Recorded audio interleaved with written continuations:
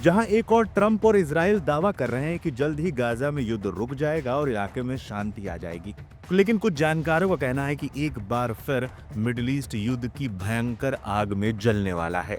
दावा तो ये किया जा रहा है कि ईरान कभी भी इजराइल पर बड़ा हमला कर सकता है। जी हां, आपने सही सुना, ईरान एक बार फिर इजराइल पर हमले की तैयारी में है। ये सिर्फ अटकलों पर नहीं है।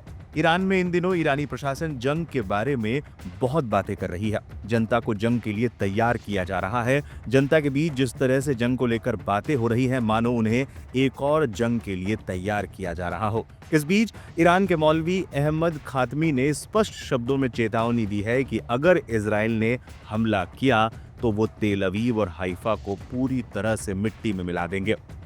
मौलवी अहमद खातमी ने कहा, वो हमें कहते हैं कि संवर्धन ना करें और लंबी और मध्यम दूरी की मिसाइलें भी ना बनाएं, ताकि जब वो हमला करें तो ईरान को मिट्टी में मिला सके।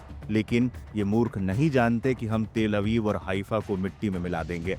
ये बयान उस वक्त आया है जब ईरानी रिवोल्यूशनरी गार्ड कॉर्प्स ने अपनी मिसाइलों की रेंज को मौजूदा 2000 किलोमीटर से आगे बढ़ाने की बात कही है। इसे इजराइल के लिए नई चुनौती माना जा रहा है। सैटेलाइट इमेजों के मुताबिक ईरान अपने मिसाइल लॉन्चिंग साइट्स को फिर से तैयार कर रहा है, जो इजराइल के जून 2025 के हमलों में तबाह हुए थे। इस बीच संयुक्त राष्ट्र और यूरोप ने ईरान के परमाणु कार्यक्रम को लेकर फिर से पुराने प्रतिबंध लागू कर दिए हैं। ईरान के राष्ट्रपति पेजेश्कियान ने पश्चिमी देशों पर डबल स्टैंडर्ड अपनाने का आरोप लगाया है, जिससे क्षेत्रीय माहौल और ज्यादा तनावपूर्ण हो गया है। पेजेश्कियान ने इसको लेकर कहा, एक ऐसा देश जिसने वास्तव में पूरे क्षेत्र को अराजकता में डुबो दिया है। सुरक्षा परिषद ने इसे कभी दंडित नहीं किया, कभी निंदा नहीं की, क्योंकि सुरक्षा परिषद में अमेरिकी उपस्थिति है और जब कोई आवाज उठाने की कोशिश करता है तो वो अपना वीटो अधिकार इस्तेमाल करते हैं। इसने पूरे क्षेत्र को अस्थिर कर दिया है।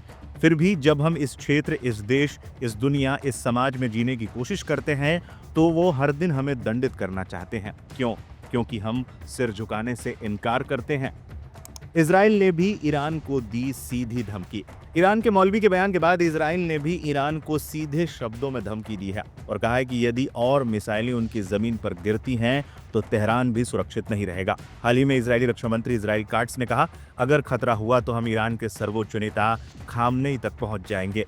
अब एक बार फिर जिस तरह के हालात ईरान और इजराइल के बीच बन रहे हैं, ये स्थिति बेहद गंभीर है और पूरी दुनिया की नजरें पश्चिम एशिया के इस तनावपूर्ण हालात पर टिकी है। अगर संघर्ष बढ़ता है तो क्षेत्रीय और वैश्विक स्थिरता के लिए बड़ा खतरा पैदा हो सकता है। इस समय ईरान न सिर्फ मिसाइलों का जखीरा बढ़ा रहा है, बल्कि अपने समर्थक देशों के साथ मिलकर एकजुट प्रतिक्रिया की तैयारी में भी नजर आ रहा है। अब देखना है आने वाले समय में क्या हालात बनते हैं, लेकिन आसार अच्छे तो नजर नहीं आ रहे हैं।